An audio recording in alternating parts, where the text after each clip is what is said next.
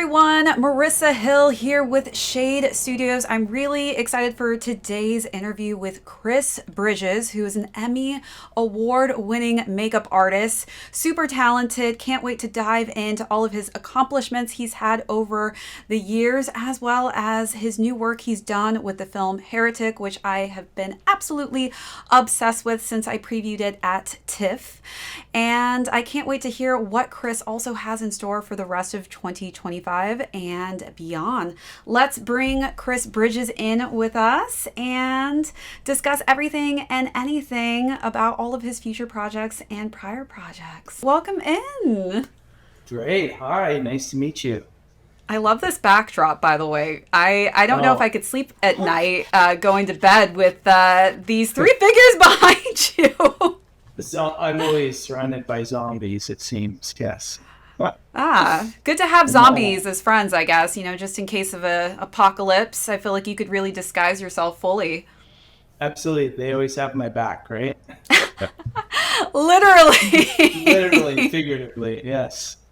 Yeah. Somebody, is threatening you. You just pull out one of those figures and it's like, right. Back off. Yeah, it wards them off. And we have a few figures in our, we have a front lobby with glass and people are always driving by, craning their neck, going, "What is going in next?" You've probably gone viral without knowing it. A couple people filming you. I think so. Yeah. So, Chris, you have done some pretty big projects recently, specifically the film Heretic. That was a film I left the theaters, honestly, just kind of recirculating the whole storyline and trying to come up with my analysis of the meaning of the ending. It really kind of just stuck with me.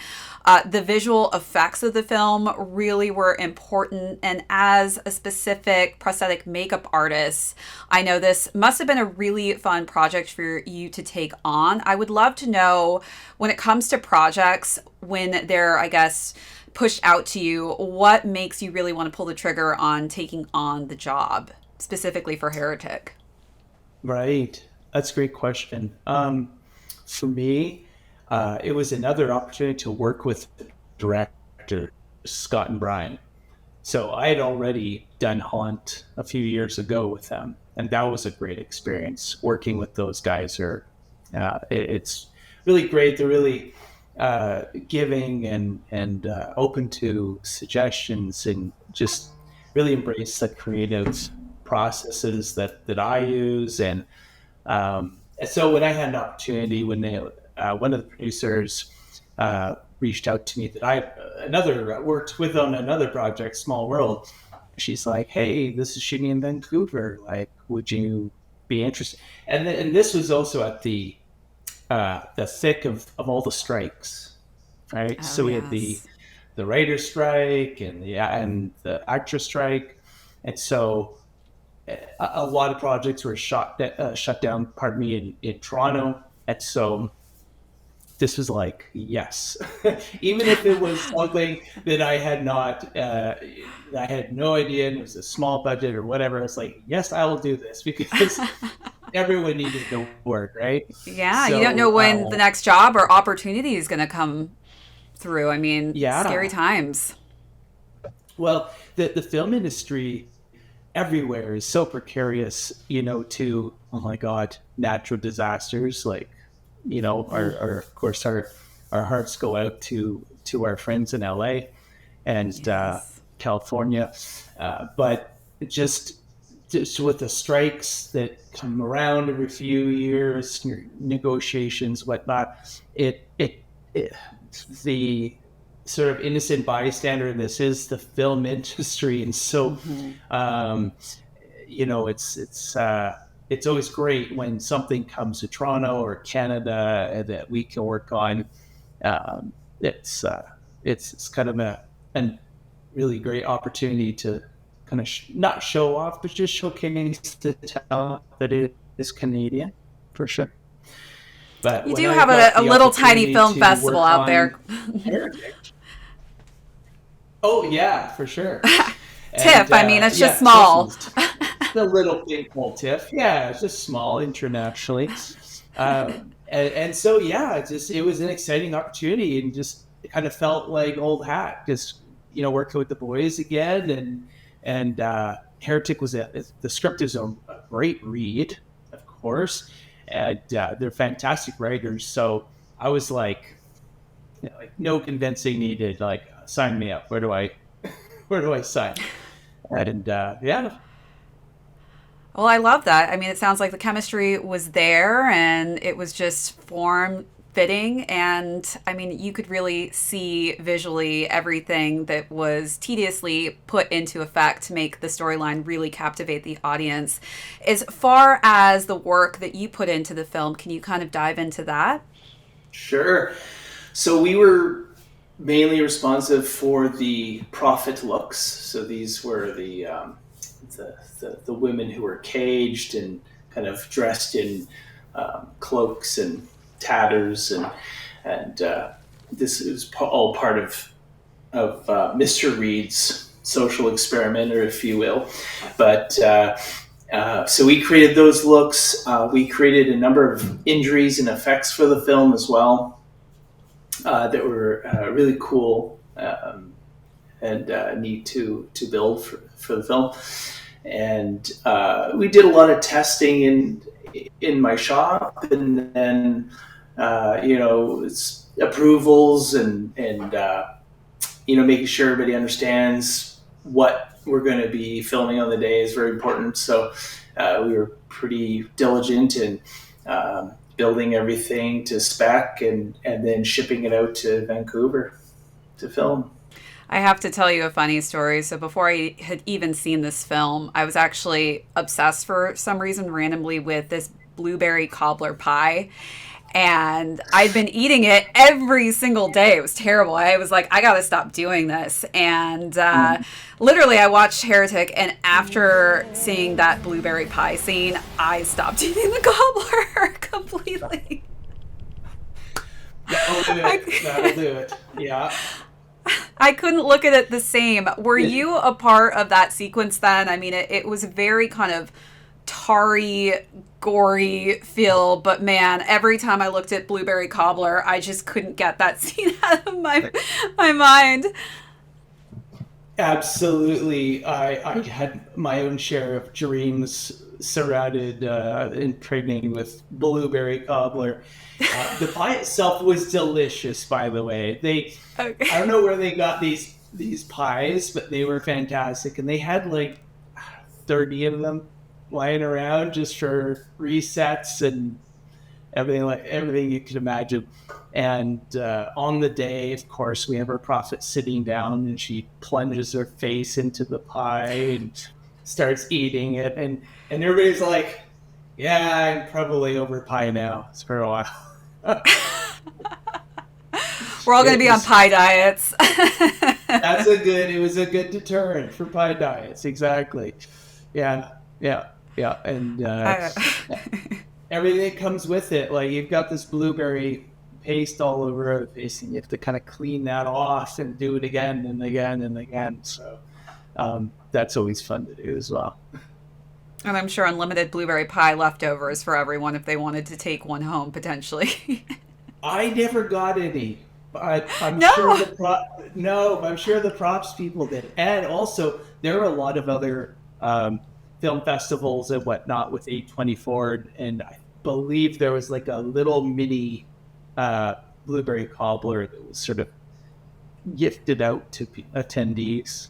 Which That's pretty genius, actually. I mean, I would have hoped they ate it before, but after the film, like, so what's in this blueberry cobbler? I know, exactly. So, just need to double check. I'm sure it was delicious, though, no matter what. Yes. And how was it working with the standout cast? I mean, you've got Hugh Grant, Sophie Thatcher, Chloe East. I mean, what a great cast to work with. Absolutely. And we did a number of effects with both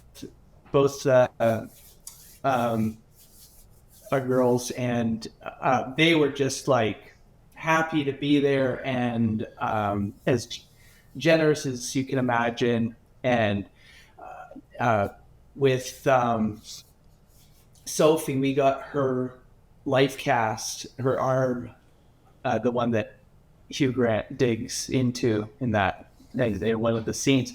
And so she had her arm cast in LA through some friends of ours.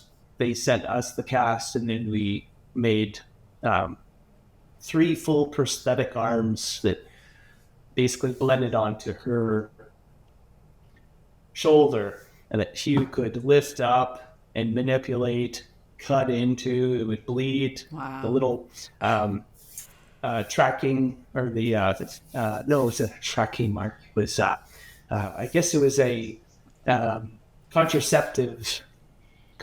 Yes, the contraceptive on her arm. That was kind of one of those key symbolic pieces where you're like, oh, I did catch that moment. Right. Exactly. That was already buried in the prosthetic, and you had to cut on the exact mark and then fish out this implant, and he couldn't find it right away. So he was like really like digging for it, and he pulled something out and, oh, that's a vein, and he kind of turned that into a bit of a joke, and then he found it. I was like, oh, thank God he found it, because we made 3 arms on the off chance that we would have to reset the gag, but it kind of made it comical in a charming way, and so Hugh Grant does bring a little comedy into the mix at times. I mean, really I just can't take my mind off of the fact that he was an Oompa Loompa. Now, he's playing this completely different character.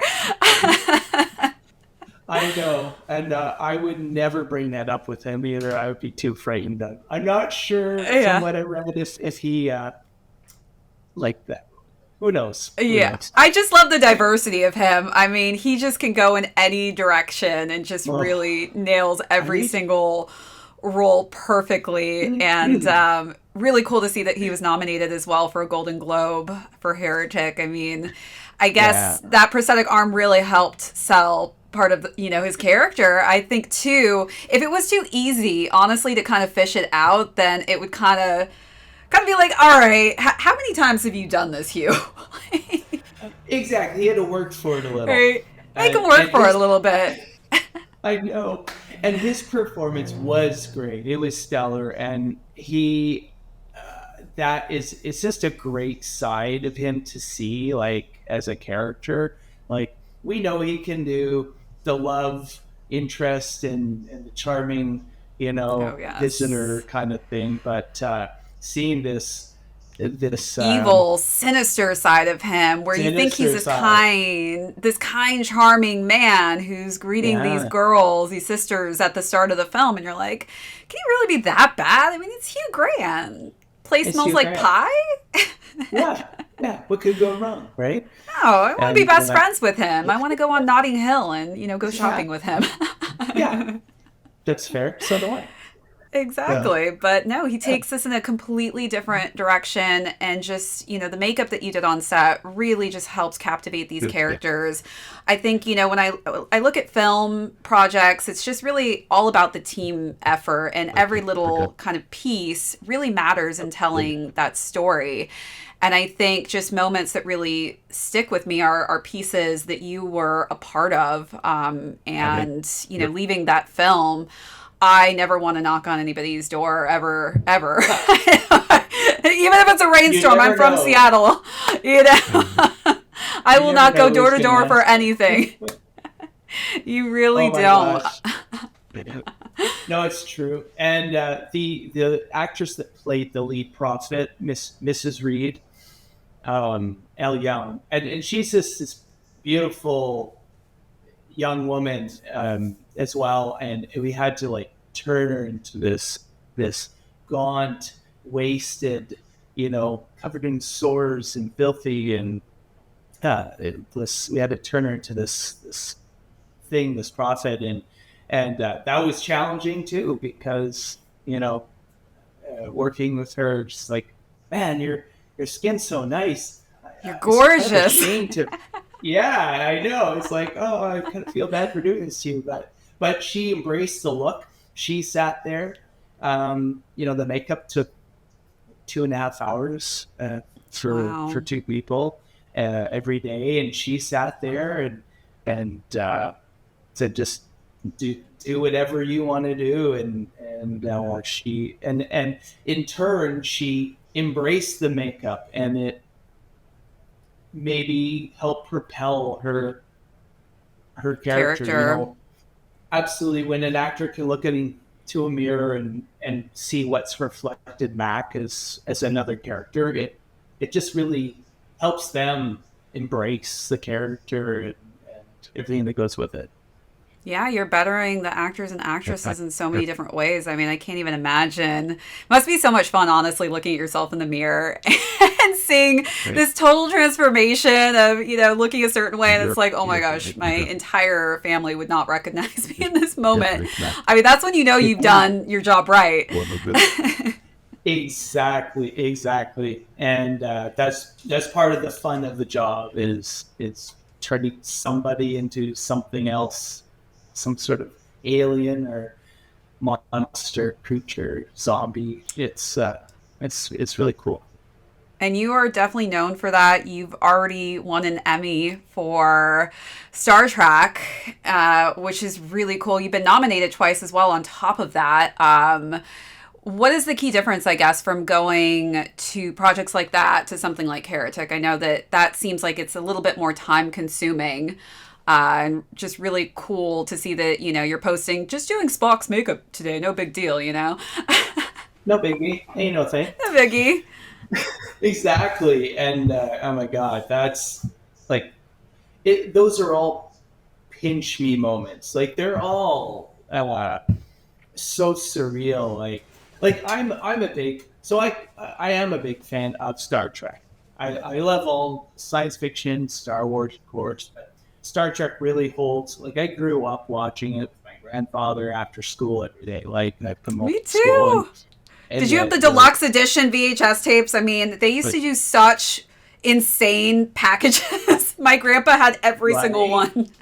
Well, this was on TV. Like it wasn't like original because like, you know, this is like mid '80s, right? So yeah. I was still, you know, like in my teens, and so coming home and my grandpa, he was my next door neighbor, so I'd just go over and we, you know, whatever, we'd eat potato chips and watch Star Trek. So it's like it really ingrained in me. Just like, not only was it a cool show, but it was just a really great bonding moment, right? Anyway, and so anytime I step onto the bridge of the Enterprise, or Ethan Peck sits in my chair and I have to put on his brows and ears, it's just kind of like, what is going on? Like, is this real life? Like, this can't be real life. But, you know, and then yes, we managed to win the Emmy for Discovery and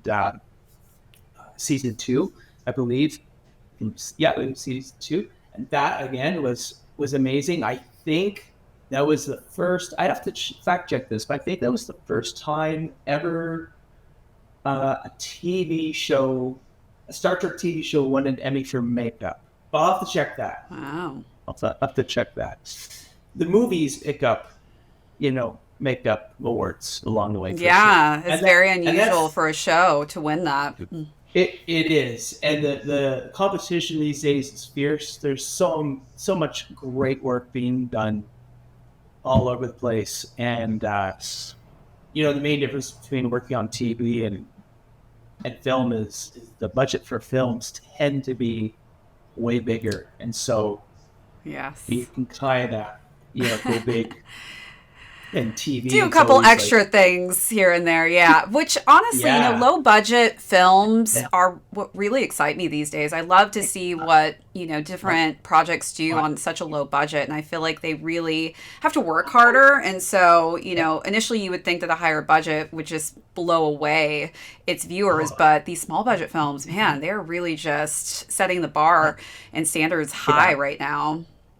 Yeah, no, it's true. It seems like you can do a lot more for a lot less, and you know, the act of filmmaking itself is costing less. You know, you can edit things on your home computer now. You know, you don't need all these big expensive digital suites, except for, you know, maybe whatever after visual effects you want to add on. Yeah. You know? Yeah. Out of all the projects that you've done over the years, which one comes to mind that stands out where you're like, this was my favorite film or TV series to work on? I know that you worked on Pacific Rim, Carrie, 300. Pacific Rim, my friends joke and laugh at me, but that is hands down one of my favorite movies of all time. I've maybe watched that 30 times over and it still never gets old. I have to agree. I watch Pacific Rim all the time still. I'll throw it on the background when I'm working, and I still love it to death. It was a great experience. We may end up making giant kaiju organs, after I'm not sure if it's the character, but kind of like the black market organs that you saw, where they're all glowing and on desks and stuff, the pieces of alien liver and whatnot. The shop made all of those things, and one of the things that I was specifically responsible for was making them animatronic, so they had to pulse and wiggle and kind of come alive. Yeah, so I worked on that for a few weeks during the for a few scenes, so that was very fun too. Yeah, but I think as a fan, it's like obviously Star Trek is hard to beat for me personally, and also we worked on the remake of The Thing that was shot here in Toronto. That was cool. And an LA shop built all the aliens and as puppets and cool effects, and that was all shot in Toronto. It was all pretty mind-blowing stuff. Unfortunately, it was all covered up in CG. A lot of the fans kind of had a few choice words to say about that, but the fans are vocal when they feel a certain way about CGI. That is one area where they don't stay quiet. Yes, you can't fool them. They know what they want, right? 100%. And I know that you are working on a new project, Star Trek: Strange New World. Can you talk a little bit about that? The original crew is back. Of course, Pike and Spock, number one, Una, and all the other characters, of course, that are amazing and always fun to work with. And there's, of course, new and old aliens returning as well. So a lot of fan favorites there, and of course our favorite Vulcan will be there, of course, and that's always fun. And what is the hardest character for you to create each time? Yeah, whenever we're putting together these aliens, it's continuity is pretty key, and so Spock's, they can pick up something on Star Trek if something's off, right? They're like, Spock's ear is a little bit tilted, or exactly. And we, but his continuity is pretty easy. I'm solely responsible for his makeup, and so there's no fluctuations or changes in that. And the aliens, like the bigger aliens, the whole head aliens that are more than just ears or painting them green, those they're not challenging necessarily technically, but we only get 2-3 hours to put them together, and so that for us is kind of the real challenge, is making sure we can get the character done in that time frame. And it's challenging in the fact that the production will say, well, how long do you need? And so we have to kind of preemptively 10 minutes, right? It's always 10 minutes. Yeah. It's always 10 minutes. 10 more minutes. We'll say, we'll do a test. We'll do a screen test. We'll get a new makeup. And so they'll go, okay, we want to see it on for approvals. That will come in, and we'll spend sometimes 4 or 5 hours, tweaking and making it perfect. And sometimes we'll show pictures, they'll get a little bit of feedback, change this, change that or something. So by the time we put it on camera for camera tests, like producers in LA, and all over the place, the writers are looking in, and it can get a little nerve-wracking, but we do get our approvals. But then they're going, okay, now that you did your test, now how long to do it tomorrow morning for real? So oh my God, we just did it for real, but okay. This is just make-believe. Yep. We got 3 hours. Okay. And then, the next morning you're there at like 3 a.m. because there's like a 7 a.m. call. So it's like they have to get ready, and then they have to go to wardrobe, and then so it's all these elements fit together.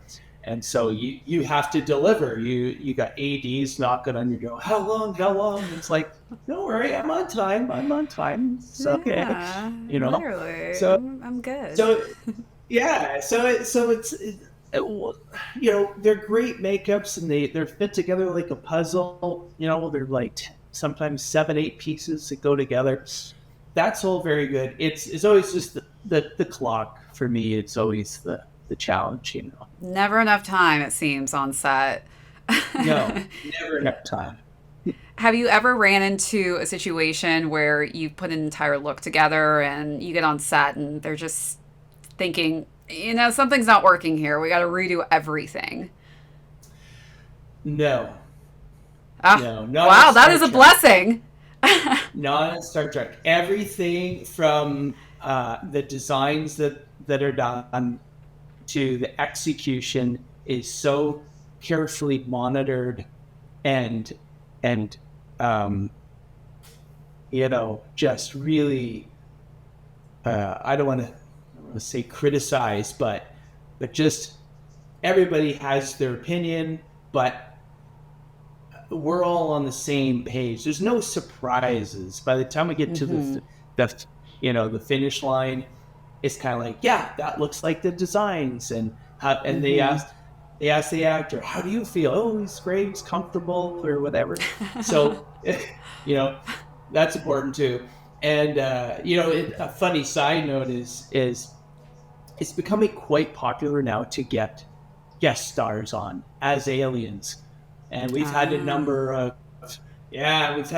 like comedians and certain personalities that come to set to be an alien. And so while that's gaining more popularity, it's even more important to keep the makeups comfortable and light, and so that their 10, 12, 14 hours in the makeup isn't excruciating. Yeah, I mean, you kind of see, I remember a couple of my friends that were models back in the day. There were a couple of reality shows with FX makeup artists, and I know the process of just taking it all off your skin, sometimes it can be really irritating. It's not natural, of course, to have all of that on you for, I'm sure 12 hours could be, a time frame that some of them may just be sitting in it all day or even longer. Yes, your skin does not want anything on it. It's actively trying to push it off throughout the day, and invariably it's around the mouth. The edges tend to pop, and the actor wants to eat, big sandwiches, foods getting in the appliance, and you're like, but people have to eat, so you exactly, and yeah. But I actually had like a zombie luncheon at Cat's Deli here in New York.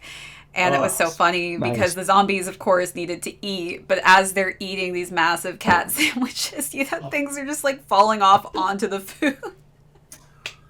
That's a bucket list thing for me. I have to travel to New York, Lower Manhattan, and go to Cat's Deli. I follow them on Instagram, and I'm always looking at their sandwiches going, oh my God, I need that. And of course, bring some zombies with you. I'll send you some videos and shots of me eating with the zombies at Cats. Excellent. Yeah. That's hilarious. Very entertaining. Well, are there any future projects, Chris, that you have in the works beyond Star Trek Strange New World going on? There are obviously the film industry is still waking up from all the strikes that we had, and so things are being shuffled around. But we did do one interesting show last fall. It was a Canadian, kind of actually an indigenous based film with some really cool effects. You know, anytime you're working with the indigenous nations, they have so many great stories, like supernatural creatures, kind of things of legend and lore within their own culture that they have to share. And so any opportunity to help bring that those projects and to add to those projects in any creative way is so great, and it's happening more and more, which is also great.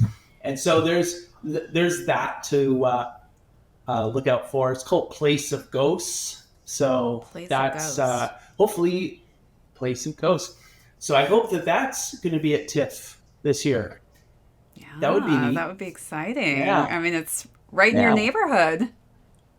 It is. It's just down the street. So literally, I'm sure you probably just walk there. Actually, TIFF is one of my favorite film festivals. Just the setup and the easy access to get everywhere is so nice, and the food there is incredible. Love TIFF, and I'm in New York, so it's really easy for me to get over there. It is. My God, yeah. Was it an hour and a half? But it was actually during Fashion Week, so I was doing stuff. It's crazy. I was flying back and forth for Fashion Week, doing stuff here, and then going up to Toronto. There's no way I could have done it though if it was in Vancouver or something. So just very thankful that TIFF is perfectly located and not a lot of traffic. Really easy commute from the airport. Oh well, yeah. There's some benefit to that. Right now, Toronto's traffic situation's worsening. I don't want to scare anybody off, but I know. they just keep closing roads. And like, oh my God, how are we going to get? Yeah, you're like, that was my shortcut. yeah, I know it's a long cut. Yeah, exactly. Oh no. But yeah, but Toronto is still it's a great place to shoot and to be and to work, and the film crews are here are awesome. And it's Toronto. It's definitely an experience. I mean, you have your own company out there, Gaslight FX, so you've got a lot going on in Toronto. I love to see it, and we're looking forward, Chris, to seeing all of your future projects. Congratulations again, being a part of such a huge film like Heretic. Can't wait to hopefully see Heretic winning some more awards for the season. We'll see how things pan out with the nominations, but really excited to see what you have in store for Star Trek Strange New World, and then this Indigenous film sounds really exciting as well as a new project for you, and wishing you the best in this new year to come. And we'll keep up to date with all of your future projects beyond 2025. Really excited to see what you have in store.